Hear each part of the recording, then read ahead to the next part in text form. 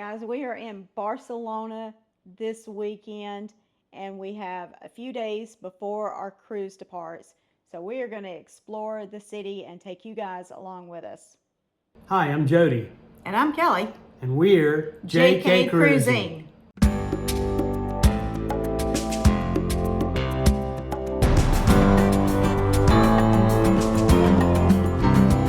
We chose an overnight flight, but with the time difference, we arrived at 6:30 p.m. So we had just enough time to check into our hotel, which was a place called Inside, I-N-N, Side, and it was perfectly located to everything. It was a mile and a half from the port.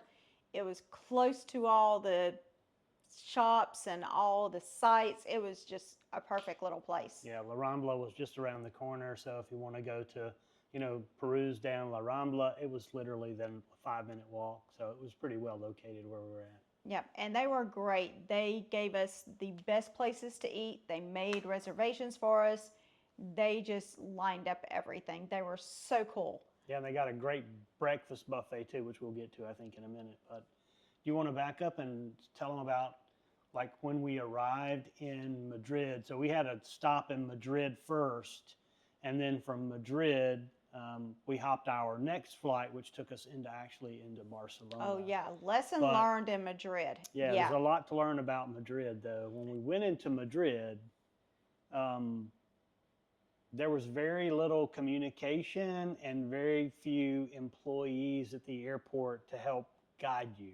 Yeah, we gave ourselves an hour and a half layover time, and we thought small airport, it's going to be plenty of time, but we were so wrong. When we got off the plane, by the time it made its way to the gate, we got off, we had literally 45 minutes.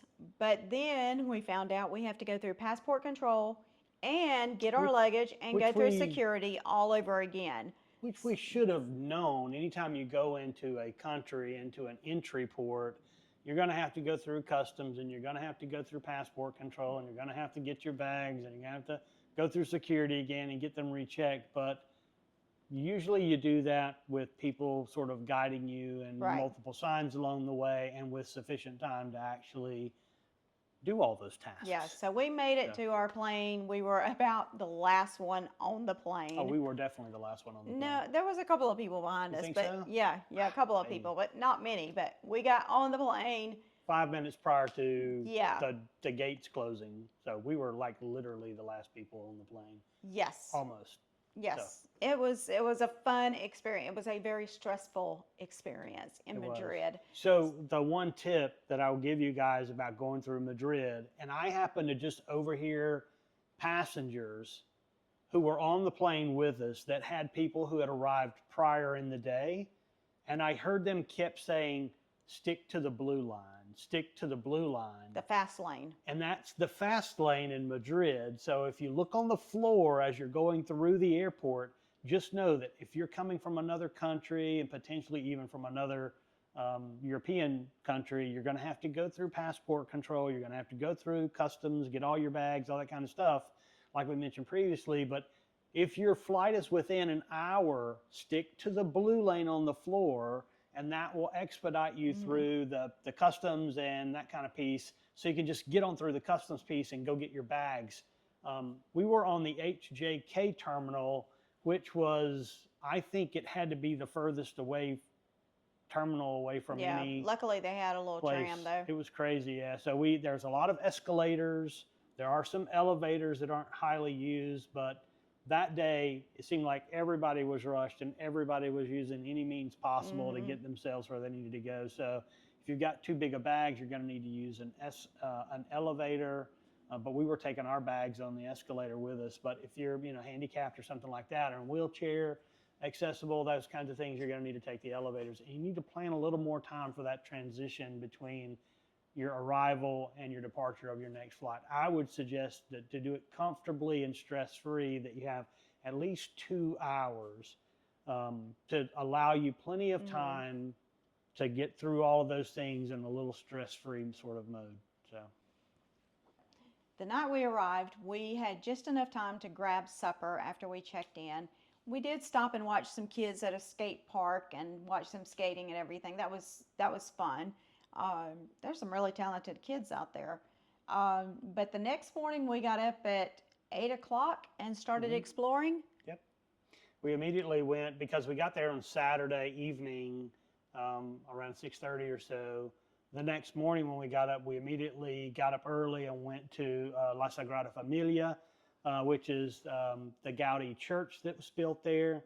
And we tried to get into the services, but boy, by the time we got there, it was already completely Yeah, packed mass was for at Sunday 9:30 and Mass. it was already packed at 8 o'clock. Yeah, so So they weren't letting anybody in. Be sure as you go there to get all of your tickets at least 2 weeks in advance of going to mhm. Barcelona to make sure you get to see everything you want to see. Otherwise, the ticket booths may be very full when you get there. Yeah, even though it remains unfinished to this date, that church is beautiful. Yeah, there's a It lot of. began construction in 1882 and it is not finished yet.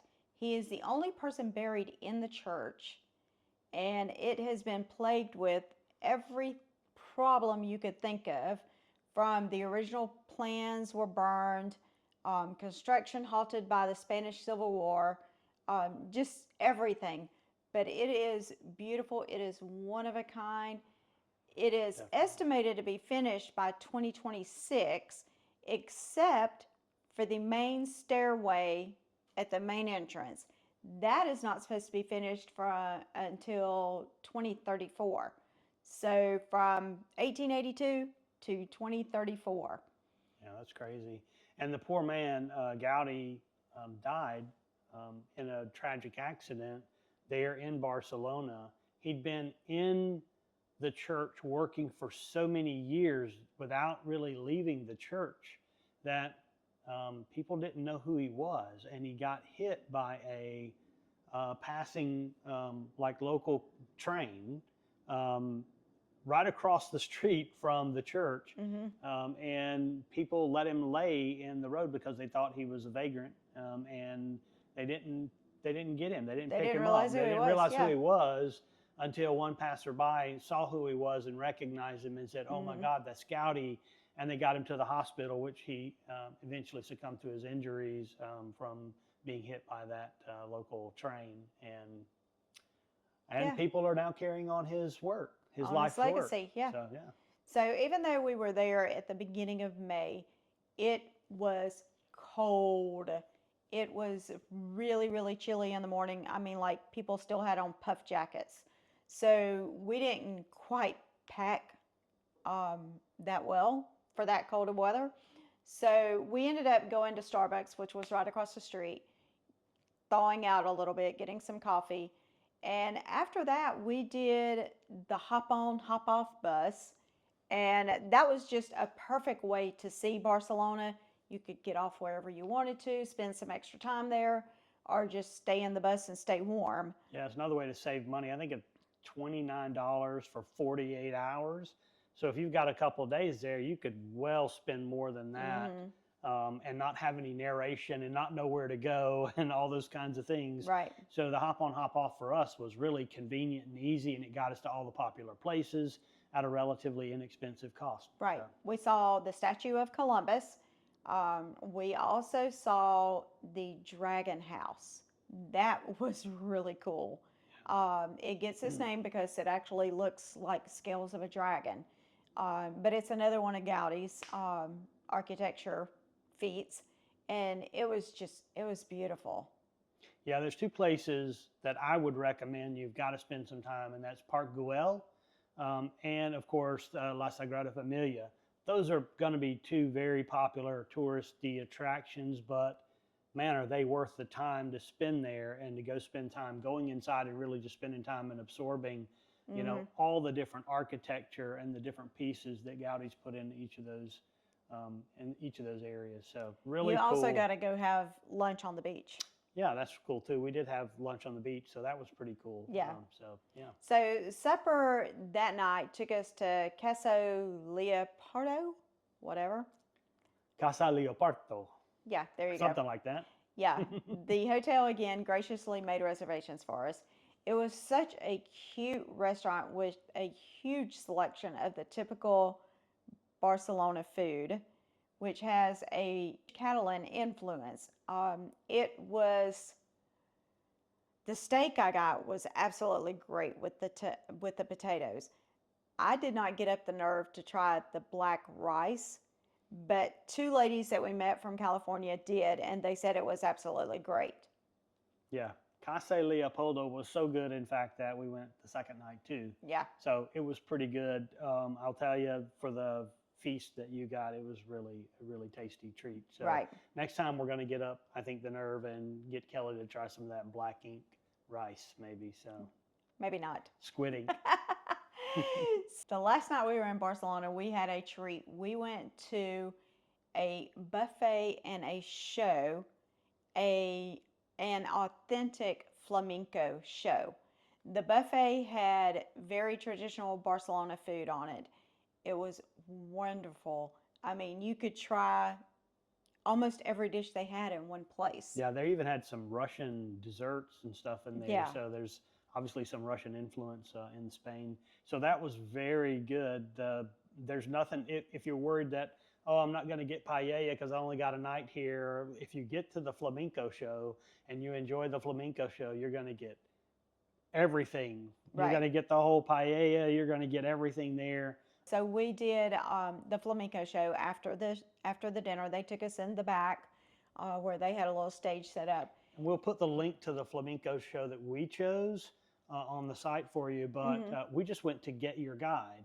And in there, in Get Your Guide, you can go in and choose the actual shows that you want to go to. And so that's another way, a little tip. It's just an app on your phone that you can download on Android or iPhone, whatever you might have. And you can use that to get your guides or find something to do. And we use that oftentimes just to figure out like what's around us. What can we do if we were trying to fill an hour or two or three or a half a day? And there's something that we wanted to enjoy or experience. Right. So there's And another tip. This flamenco show was so authentic and so raw, and the emotions on the performers' faces was just amazing. Amazing. Yeah, they wouldn't let us record the whole thing, but they did let us record the last 5 minutes, and it was amazing. There were 5 guys total. 3 guys were singing, 2 guys had guitars, Right. and then 2 ladies dancing, And another third male dancing. yeah, and it was amazing. Yeah. It was truly something special to watch. The primary dancer there has done shows for, I think they said Jennifer, Beyonce and Yeah. Jennifer Lopez, and so he's done some really big acts. Yeah. And you could tell there was just a lot of quality in that. But boy, if you've never been to a flamenco show, that's a unique experience. Yeah, they definitely, Yeah. you could tell they took it very seriously. Like I said, the They did. emotions on their face, and they just had this ability to draw you into that emotion. Yeah. It is definitely, if we go back to Barcelona, we will definitely catch another one. Yeah. That was something worth doing.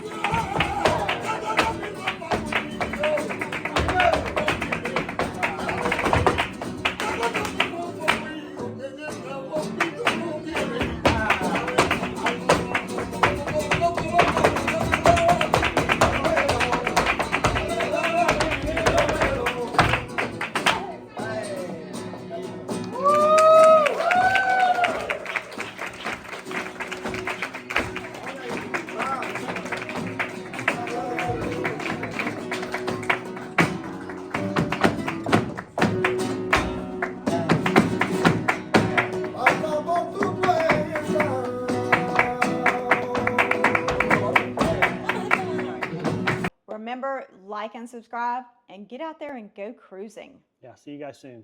Have a good day.